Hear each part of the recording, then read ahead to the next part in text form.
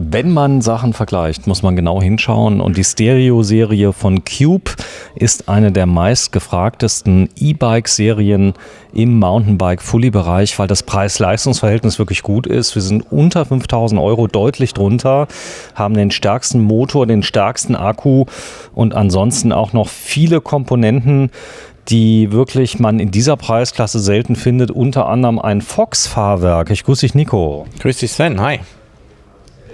Soll ich schon was sagen? Ja, bitte. Ja, wir haben ein Stereo Hybrid 120 Race hier stehen. Gehört hier noch so ein bisschen in die Einstiegsliga aus der 120er Serie. Unten drunter haben wir das Pro-Modell. Wir starten in dem Bereich mit 3.899 Euro. In dem Fall liegen wir jetzt bei 4.499 Euro, wie du aber schon gesagt hast. Generell bei allen Stereo-Modellen immer den starken Bosch Performance CX Motor. In diesem Klassenbereich gibt es das Rad aber auch als 625er Version, dann kostet es 200 Euro weniger. Oder wie es hier steht, mit 750 Wattstunden dann. Ja, die Ausstattung ist wirklich üppig. AWL ist drauf, die Gabel hat sich bewährt, eine Einsteigergabel von Fox. Wo du aber sagst, der, ich sag mal jetzt nicht besonders ambitionierte, wird da wohl keinen Unterschied zur Fox 36 feststellen. Dann eine XT-Schaltgruppe ist mit drauf. Das ist auch, also wenn man genau hinschaut, ist das ein sehr günstiges Angebot. Ja, also das Preis-Leistungs-Verhältnis haben wir ja durch die Bank bei Cube, ist einfach sensationell gut. Zur Fox AWL muss man immer noch mal sagen, grundsätzlich ist die 120er Serie aufrüstbar als sogenannte Allroad-Version. Bedeutet Schutzblech, Gepäckträger, Beleuchtung, all diese Komponenten sind nachrüstbar und die AWL hat halt auch die passenden Aufnahmen dort für. Das ist der Unterschied, wenn ich eine klassische 34er, 36er oder ähnliches nehme. Da fehlen oftmals die Aufnahmen für die gewissen Komponenten dann auch zu fixieren. Hier bei der Gabel ist das dann halt schon eine ganz andere Geschichte. Man sieht hier die verschiedenen Aufnahmepunkte. Die sind für diverse Komponenten gedacht gehabt, ob wie gesagt Schutzblech oder halt dann auch vorne ein Lowrider. All diese Sachen sind hier ohne Probleme nachzurüsten. Man sieht aber auch, es wurde nirgendwo gespart. Eine ordentliche Magura Bremsanlage mit 4 Kolben. Ich gucke mal nach hinten, vorne und hinten. Wer Magura kennt, das ist, die gehören wirklich zur Top-Klasse. Ja, Magura hat sich über die letzten Jahre wirklich gut platziert, ist bei vielen unserer Hersteller mit auch montiert, ist eine standhafte Bremse, also sowohl die gesamte MT-Serie, muss man wirklich sagen, macht einen guten Eindruck und passt auch gut in das Bild von dem Rad hier im Endeffekt. Ja, das hört aber nicht auf. Dabei ist der Smart SEM, allein der Reifen kostet ein kleines Vermögen. Wenn man das sieht, gut, jetzt sind die Hersteller, kommen da ein bisschen billiger dran in der Erstausrüstung, aber es ist jetzt kein No-Name-Reifen, sondern eigentlich ein ganz toller Allrounder, oder?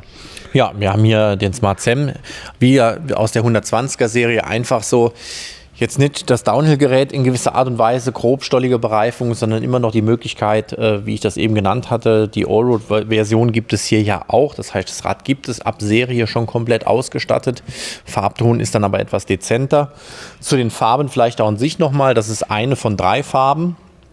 Wie ich ja immer schon in den Videos sage, es gibt eine auffällige Farbe, es gibt eine dezente Farbe und meist eine feminine Farbe. Das wäre jetzt in der Art und Weise die etwas auffälligere. Wobei sie auch in sich aber noch relativ dezent ist. Was wir hier aber bei dem Bike sehen ist, unabhängig mal von dem gesamten Bosch-System, ist das neue Intuvia 100 Display. Ja, das haben wir noch gar nicht gesehen. Es ist ein bisschen schöner geworden. Also es war ja vorher, eigentlich kann man es gar nicht mehr erkennen, dass es ein Intuvia ist, weil von der Software und von dem, was es kann, ist es, glaube ich, identisch. Ja, also von den Funktionalitäten ist es absolut identisch, das ist soweit richtig. Das System ist im Aufbau halt so, dass es wirklich größer geworden ist vom Display. Es hat eine separate Halterung. Die Ansteuerung funktioniert so gesehen über Bluetooth dann halt auch. Ohne Kabel. Ohne Kabel, korrekt. Jetzt wird sich manch einer fragen, okay, warum geht das Display nicht an? Das Display geht von alleine an, sobald du das Rad bewegst. Wir können das gerade mal ausprobieren, wenn ich das Rad rausnehme. Es hat einen Erschütterungssensor. Das ist dafür gedacht, die Batterie hält ewig, laut Bosch, glaube ich, mehrere Jahre. Die sprechen, glaube ich, von 2 Jahren, die das Display hält. Und du merkst, solange wir reden, passiert nichts. Passiert nichts. Du magst mal kurz. Es kann aber sein, wenn das länger nicht in Betrieb war. Nee, es kann sein, dass die Batterie noch eine Sicherung mit drin hat, hinten dran. Das ist ganz neues Rad, kam gerade das ran. Ganz neu, ganz frisch. Stereo ist die Standzeit ja immer sehr, sehr gering. Von daher... Das ist ja das neue Konzept, also dieses Best 3-System hat ja eingebaut Bluetooth ab Werk und hier siehst du das Bedienteil, das heißt, du brauchst das Display zum Fahren schon sowieso nicht. Genau, das Display ist ja immer das gleiche, alles was Smart System ist mit diesem Remote, so muss man es ja sagen, das ist ja das Display, das ist der Remote, das heißt, die Einstellungsmöglichkeiten kann ich hier drüber dann bedienen.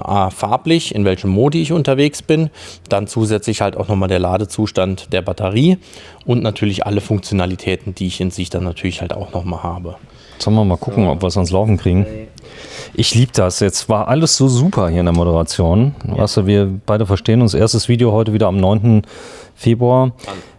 Ist an. Nee. Ich fasse es nicht, ja. Es gibt ja manchmal auch so Tiefschlafmodi, die dann ein bisschen länger dauern. Also je nachdem, wie lange das jetzt in Betrieb war. Also das System aktiviert sich automatisch. Ne? Ist das schnell? Also von der Update-Zeit oder braucht das immer ein bisschen?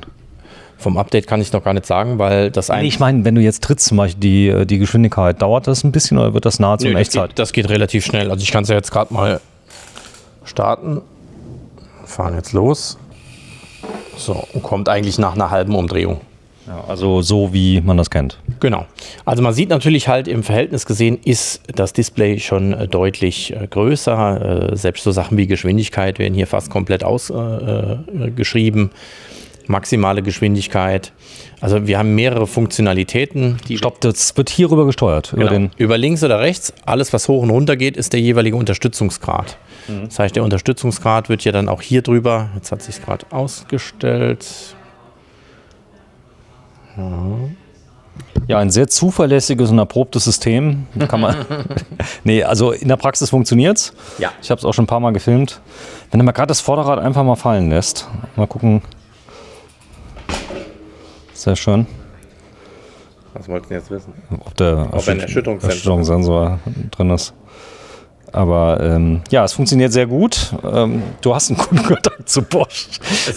Es funktioniert aber. Wir haben das schon ausprobiert. Es ist, sobald wir wirklich ins Fahren halt dann auch kommen, aktiviert sich das System und dann ist das Display auch an. Es ist beleuchtet? Ja, es ist beleuchtet. Aber es geht auch immer, man hat es eben kurz gesehen, immer in den Zustand zurück, dass es dann quasi auch etwas Energie spart.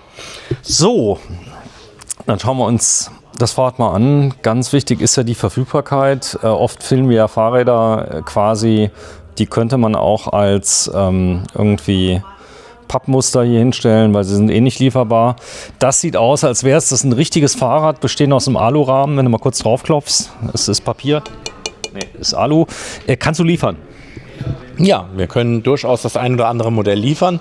Wie ich aber eben schon gesagt habe, Stereo ist immer noch heiß begehrt. Also die Räder, die wir reinbekommen, haben mal die Möglichkeit, dass sie auch mal da stehen, aber meistens nicht lange. Also es ist immer noch eine extrem hohe Nachfrage, geschuldet einfach natürlich halt auch dem extrem guten Preis-Leistungs-Verhältnis oder natürlich halt auch einfach, weil das Rad in dem Sinn wirklich top ist. Wir haben hier noch die Ladebuchse, das kann man vielleicht auch noch mal kurz zeigen. So, sollen wir noch einmal Bosch Performance CX mal für alle, die noch nicht verstanden haben, dass es so einen tollen Motor gibt. Basics? Basics sind im Endeffekt 85 Newtonmeter Leistung in der Maximalspitze.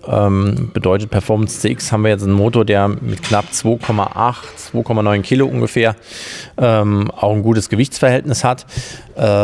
Die Umsetzung natürlich der verschiedenen Modi mit der Leistung in der Kombination gepaart macht natürlich richtig viel Spaß. Also er ist ein Motor im gesamten Marktumfeld, der wirklich die Power dann halt auch zeigt. Der stärkste Motor. Es gibt noch eine starke Version. Ja. Cargo, Nee, es gibt sogar hier draus noch eine weitere Version raus. Ich glaube, CX Race wird er heißen. Ich bin mir nicht hundertprozentig sicher. Werden wir bei einem Modell im Modelljahr 2023 haben. Ist aber noch nicht da. Also Motor ist auch noch nicht ausgeliefert. Zumindest mal, es wird ein Highbike sein. Und das wird es auch nur in einer limitierten Anzahl geben. Davon werden wir aber auf jeden Fall 2 Stück bekommen. So, es handelt sich hierbei um eine besondere deutsche Eigenart, also ich sag mal Deutsch, Österreich, Schweiz. Da haben sich ja die Pedelecs ja unglaublich bewährt. Irgendwie auf dem Rest der Welt spielt das gar nicht so die große Rolle. Amerika auch so Pedelec-lastig, sage ich jetzt mal. Aber viele Die haben nur Umdrehungssensoren. Hierbei habe ich einen Drehmomentsensor, der ist mit integriert. Das bedeutet, es wird nur das unterstützt, was ich reindrücke. Von allein fährt er nicht. Von allein fährt er nicht, weil, wie du ja schon sagst, wir sprechen von einem Pedelec und nicht von einem direkten E-Bike. E-Bike ist natürlich der Begriff, den alle verwenden, also auch wir verwenden ja den Begriff E-Bike, aber er funktioniert nur in der Kombination mit der eigenen Muskelkraft, also verstärkend in dem Sinne. Ist aber dadurch ein richtiges Sportgerät und viele gerade Ältere kaufen genau dieses Rad aus einem, ich sag mal, tollen Grund. Du kannst gerne mal kurz abstellen, wenn du möchtest, dass wir das mal zeigen, denn es ist ein Fahrrad, mit dem man quasi lebensverlängernd einmal die Seele befriedigen kann, indem man durch den Wald fährt, hier zum Beispiel im Saarland. Das machen viele, also viele berichten darüber, gerade Ältere, Jüngere sowieso. Also mein Sohn hat gerade wieder das Fahrradfahren entdeckt vor 2 Tagen. Mein Papa kommt mit. Für viele Kinder ist das ja ein tolles Fortbewegungsmittel, muss man sagen. E-Bikes in der Mitte der Gesellschaft angekommen, aber gerade Ältere, die sagen, ich müsste ja eigentlich mal wieder was machen. Dazu zähle ich auch uns beide eigentlich.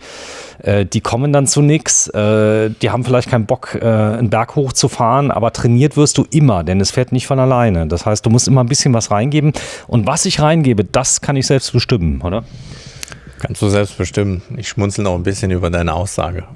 Also was machen bin ich dabei mit älter, da bist du Führer. Wie alt bist du denn? 42, ne? Ah, 43. Ich bin 54.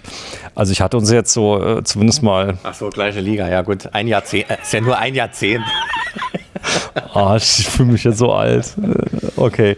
Also, tolles Rad, kauft ihm die Bude leer. Du machst Cube schon lange? Ja, schon sehr lange. Also es ist eine der Marken, die wir wirklich lange im Portfolio haben. Klar, die Marken wie jetzt Bergamot oder Scott toppen das natürlich schon nochmal. Ich glaube, bei Scott gehen wir jetzt bald auf die 30 Jahre zu. Und bei Cube liegen wir jetzt auch schon im zweistelligen Bereich. Macht Spaß mit dem Produkt, weil es einfach, klar, die Nachfrage ist natürlich hoch. Es ist ein gutes Preis-Leistungs-Verhältnis. Sie sind top im Design, von der Technik ebenfalls. Also es macht wirklich Spaß, die Produkte auch zu verkaufen. So, der Dämpfer, der lässt sich auch ganz schön einstellen auf das Körpergewicht. Das ist vielen auch ganz wichtig, dass man also eine ganz feinfühlige Fahrweise an den Tag legen kann. Dazu muss natürlich der Luftdruck stimmen, so kann man das sagen. Ja, auf jeden Fall. Wir haben hier ein Luftfahrwerk, generell bei allen vollgefederten Modellen. Bei Cube, aber auch bei den meisten anderen Herstellern. Also, dass wir Stahlfeder haben, ist wirklich dann eher im extremeren Segment. Heißt also Enduro-Richtung gehen beispielsweise. Aber der Vorteil der Luftelemente ist einfach, dass ich es deutlich genauer abstimmen kann auf das Körpergewicht. Wir haben hier zusätzlich auch die Möglichkeit der Blockierung der Gabel. Das funktioniert hier drüber. Einmal auf und einmal zu. Und die gleiche Möglichkeit haben wir ja schlussendlich hier auch hinten beim Dämpfer, wobei wir da 3 verschiedene Modi haben. Einmal einen komplett offenen Modus, dann einen etwas stärker gedämpften Bereich. Das heißt also, wir haben immer noch einen gewissen Federwegsbereich, aber ist in sich deutlich straffer. Und die letzte Möglichkeit ist die Blockierung, wobei man auch da mal dazu sagen muss, die Blockierung ist kein 100%iger Lockout. Ne? Das immer ein bisschen zu bedenken geben, weil manche haben auch die Erwartung, der muss komplett zu sein, da darf sich nichts mehr bewegen. Das ist nicht der Fall. Also er blockt schon deutlich straffer, aber nicht, dass er komplett zu ist. So, und du bist ja ein bisschen jünger, habe ich jetzt gerade eben erfahren. Nimm's mal gerade so rauf, du musst einen Baum überqueren. Wie würdest du das Rad nehmen? Ist das jetzt die Rache dafür, ja, weil ich gesagt habe, dass du ein Jahrzehnt älter bist? Das ist die Rache, ja. Nimmst du mal so hoch. Wenn man so jung ist, kann man das ja ganz gut. Sehr schön. Wiegt um die 27, was denkst du? Wir haben ungefähr 25 bis 26 Kilo in dem Fall. 25. Sind die Pedale dabei diesmal? Ich glaube, bei den Race-Modellen oder beziehungsweise bei den 120ern sind die Pedale mit dabei. Aber, wie du ja schon selber drauf zeigst, es sind einfache Kunststoffpedale. Aber sind dabei. Qualitativ nicht das, was es sein sollte. Also hier empfehlen wir immer, ein vernünftiges Pedal mitzukaufen. Aber wenn ich es jetzt verschenke, dann passt das. Rahmengrößen, was hast du alles? Rahmengrößen gibt es im Endeffekt 4 Stück. 16, 18, 20, 22, SM, L, XL übersetzt in dem Sinne. Hier in dem Fall haben wir ein 18 Zoll.